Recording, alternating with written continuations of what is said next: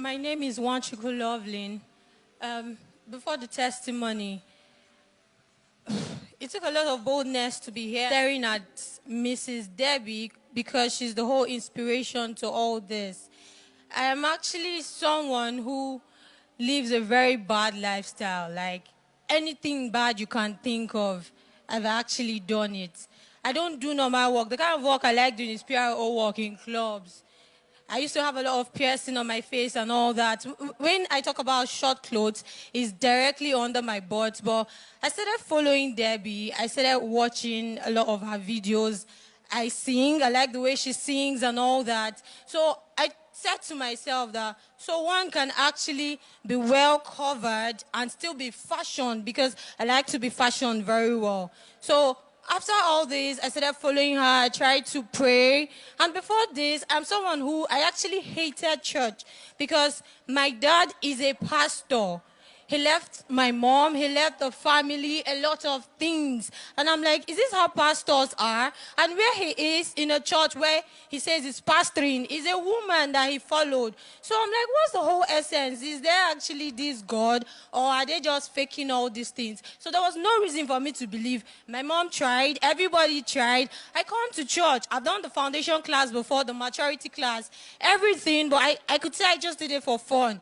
But after I started following Debbie, I got interested. In the dream of the night, I saw Debbie. She came to me and then she was like, let's walk together. I'm like, walk to where? I'm not well covered. She said, don't worry, let me just walk. You come and tell the world your story. I said, okay, we're walking together. And before I knew it, I was well clothed. I got close to Daddy. I was like, sir, how did you do it? He sang this song that says, no more fear, no more limitation. I can now see Jesus face to face. I woke up the next day. I found myself reading the Bible. I found myself doing a lot of things, the same things I hated to do. I started coming to church. Now, after that... some details you left so that people may understand the real import of this situation. She was not just a club girl. She was a hero of clubs, nightclubs. She did all kinds of drugs. She was naming the drugs there, behind there. She says she's the type that can cut somebody with a knife. And whatever vice you could ever imagine, she did all. And it was just looking at our sister, Mrs. Deborah. Now you can continue. Yeah, so bad that I could actually travel from state to state because of drugs. I mean, I call it so much money. I'm living life to me. So as I woke up the next day, I started to do all these things, reading, praying. I still didn't have the push to come to church though. But with time, I started coming, and I didn't have decent clothes to go to church, of course. I came to church the first day on trousers. They took me to someone that gave me clothes.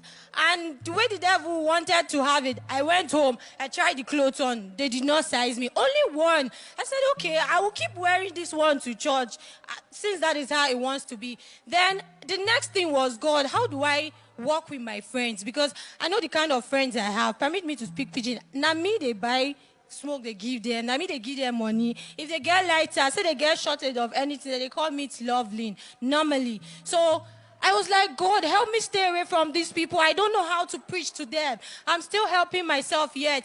And Daddy mentioned something in that dream. He said, don't look for a perfect church. Look for a perfect God in your church. So I started following all these things. And then I was like, after I said, God, how do I stay away from these people? I was at home because I consistently prayed. I started listening to the tongues, and I started also speaking in tongues. I joined the foundation class and all that. So I was at home one day. My sister came to the house. She knocked. I opened the door. I was sleeping, but I'm very alert. My brother came. They knocked. I opened the door. It was later in the evening that I was now hearing our neighbors saying, your friends, those your gangs, now they can't find you. You not open door. I said, me when not they sleep deep. But I did not hear anything like that. I believed it was God. These days, I could actually see it. It's after they have gone, they will come back and say, I love that. I call your house, you not deal. And I don't go anywhere again these days. I'm at home. God made me invisible to them. They don't even come close to me to ask for anything. I also like to cut in here so you can understand briefly because of time's sake. Now, these friends will come. These were the ones that could lure her back to the things she had come out of. Now, she had prayed, oh, Lord, I can't preach to them. Help me. Shield me away from them. They will come and knock. She may be seated awake. She won't hear the knock. But if an ordinary person without any wrong motive comes and knock, she will open. Now she will sit like this and they will pass. She will see them, but those gang will not see her. They will pass. God shielded her from them. Now, finally. And then finally, after all these things happened and I became dedicated, I was now wondering, my phone spoiled, and my baby, because she's in school, there was no means for her to go to school again. Everything became terrible. But I'm this kind of person that I'm an extremist. When I put my mind to a thing, that's what I actually do no matter what. So I have now put my mind to God, and it's like this. I say, oh, God, you will make me get this mind so they do this thing. So I sure say, now like this, I go, they go. If they look me, maybe and my baby, they suffer. No wahala. So I had a dream in the night, just day before yesterday. Daddy came to the house, and I was wondering, sir, what are you doing in this house? I was asking my brothers, when did he come? We don't have anything to serve them. What can I offer? I was going outside to see if I could get something. And when I came into the house, the whole place changed. There was food. There was excess of everything. And when I went for the home cell service yesterday, God, I got a lot of things. God favored me with a lot. And I'm so grateful. And I've been shying away from this testimony. There was a day that he mentioned a hernia case. I was in church. And it was actually me. I actually got healed. But I was like, what will people say? Because I know some people know lovely. I don't want to look me. Me and they pray normally. I've had different healings in this church, but I don't come out because I'm like, I bet people go talk. But as it is like this, I no longer care what people say because I feel living for Christ is having life.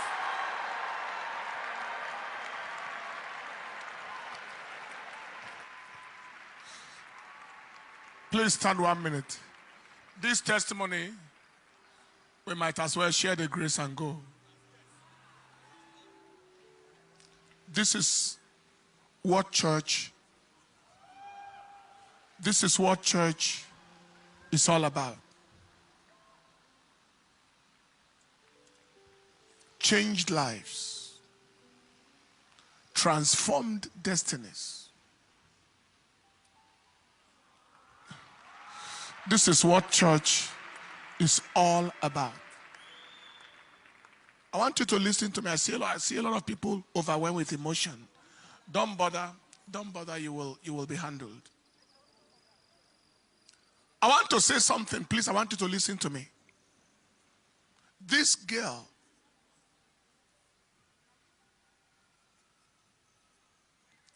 got lost in a pastor's house. Lost to hell. You are the brother. Brother is here to corroborate the testimony.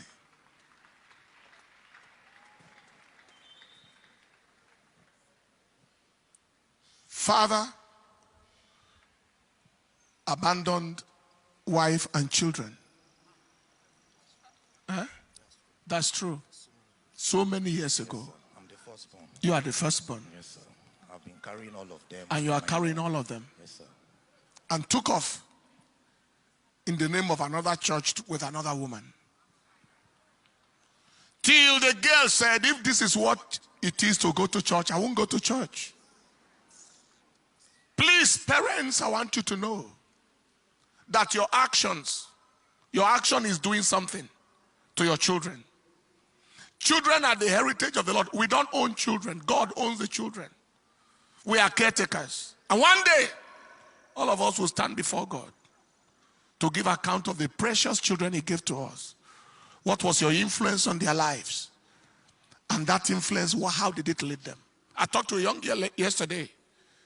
She said, if the way I grew up, if that is what marriage is, I don't want to be married.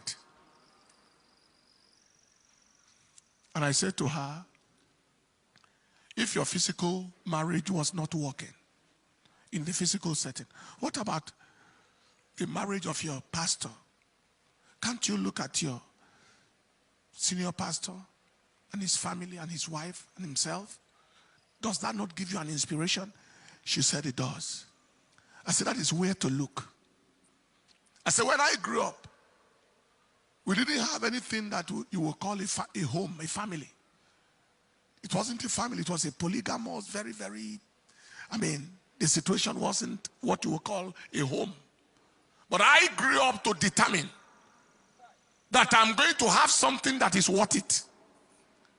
That if I grew and I didn't see an example of what to call a home, I will offer an example. Leave him.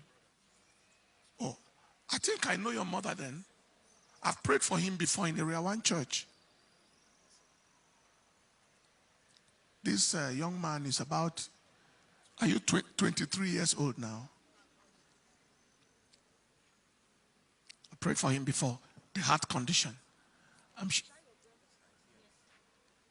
It's an artist. It's an artist. It's an artist of Nollywood movie as well. His mother brought him to me in Area 1, and I prayed for him for a heart condition then. Your mother is meant to be around too. She's working in Warri now. All right. You know, how you are conducting your life, the things you are doing before your children is determining their destiny.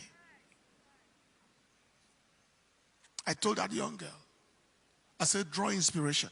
Make up your mind that what you saw as a child, your children will not see.